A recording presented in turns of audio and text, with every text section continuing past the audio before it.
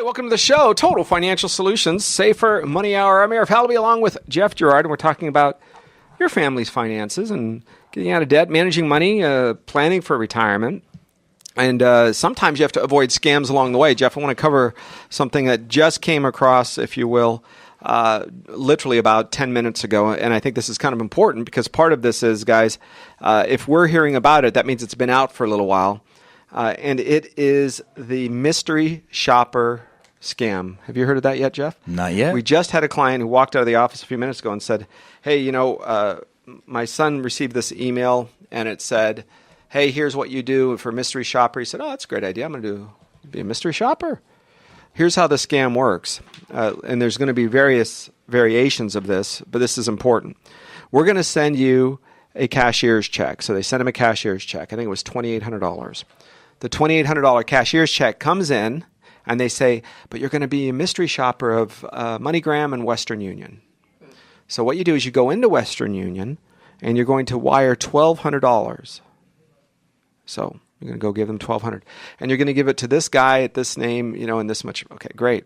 And then the other one is over at this other place, and you're going to do $1,200, and you get to keep the difference. Right? You get to keep $200, $300, $400, whatever the numbers are at the end.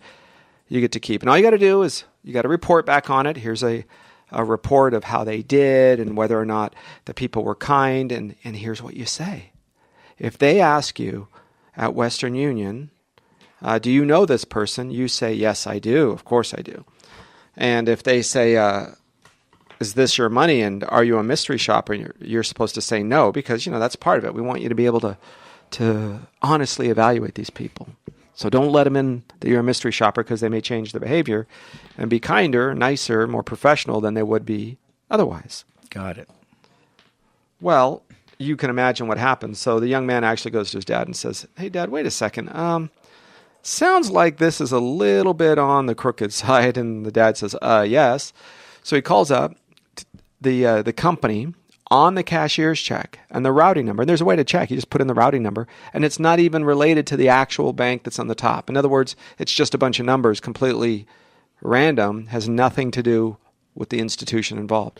So what you would do, of course, is you go deposit it. Well, there's a time that it's a hold. The bank has to go through, check to see if it's a legitimate check. If it is, they say, okay, well, then, we'll clear the funds. But if it isn't, they pull back the money that you just deposited, but it's too late. You've already sent out the $1,200 plus $1,200 or $1,100, and it's gone.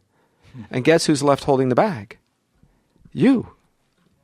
So I received one of these emails, and I just delete them. Unless I'm applying for something or it's purposely something that I'm expecting, it doesn't get past the delete button with me.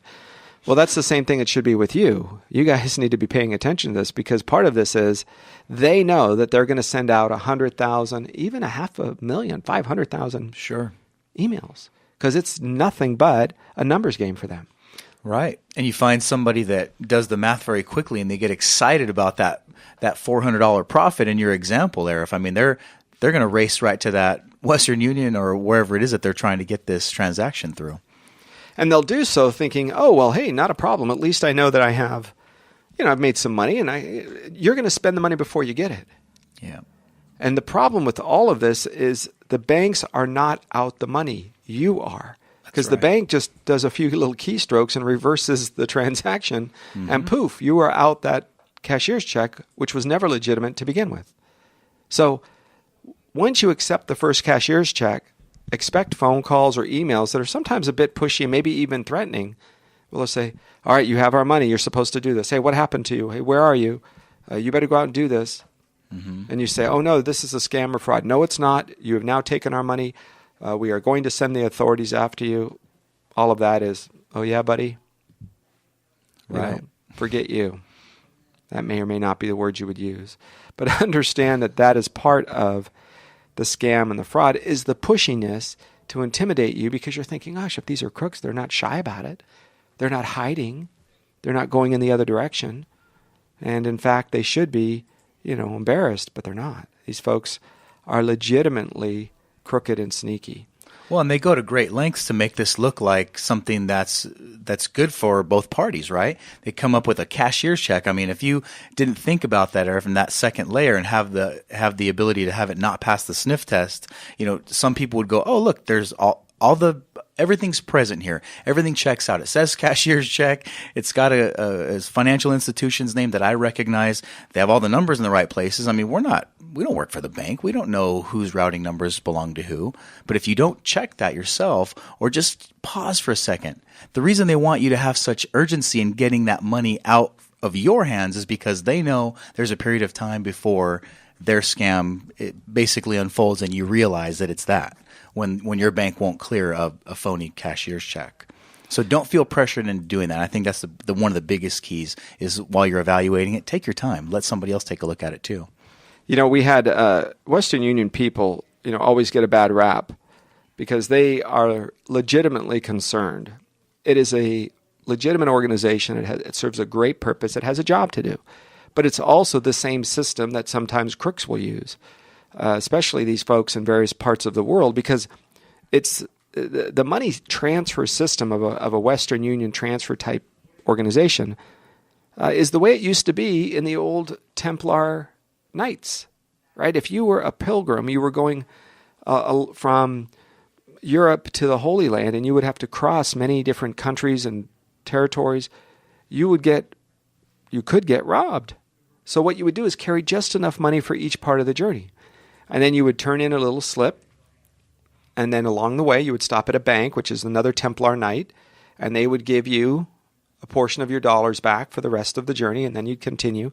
So meanwhile, you weren't traveling with all of your money for the entire journey back to and from the Holy Land from Europe on the pilgrimage.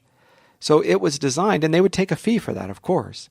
But you were much happier paying a fee than you were in losing your money and being robbed and having all of your money taken. Sure.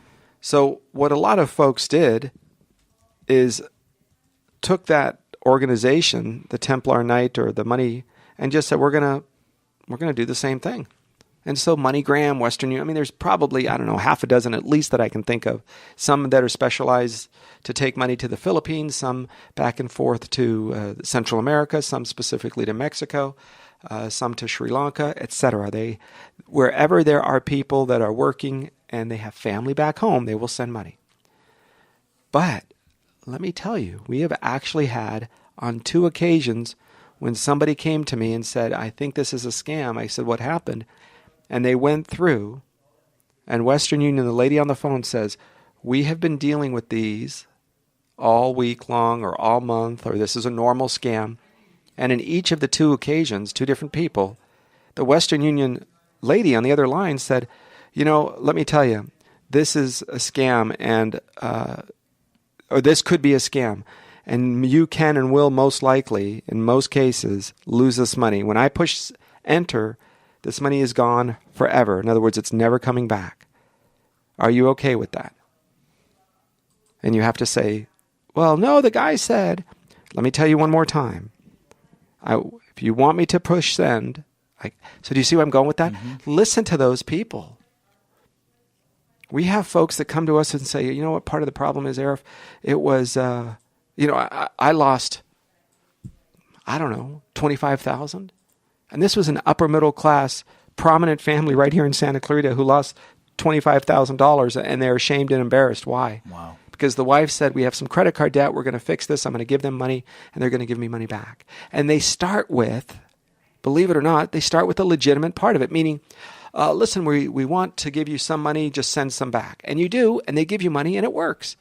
So for the first transaction or two, Jeff, people are in the black. They're good. Well, that's right. And that's what gets a lot of people. And the really good crooks, they'll give up some money because they know that once they give you, let's say they give you 500, you go, oh, wow, this is right. Then they want you to give back 1,000. Then you get maybe back 1,200. So you still are profiting every single time. Meanwhile, they wait till they get you on the hook for that big one, and you send that 25,000, like in that case that those poor folks that Arif had encountered, and the money doesn't come back. Yes, and you're thinking any minute now I'm going to get the 50 back or hold your breath, the 35,000 back, and it just never returns. So these are some very intimidating people because they can scare you and threaten you. We have your information. We know who you are. You better not tell the police. So be part of that solution. When we come back, we're going to get into the next phase of our program. And this is important. You can follow us along on Facebook. We're going to go Facebook Live on what's the best retirement account for you. If it's nice that everybody else has problems and solutions, we have total financial solutions. And we're here at the Safer Money Hour on AM 1220 KHTS.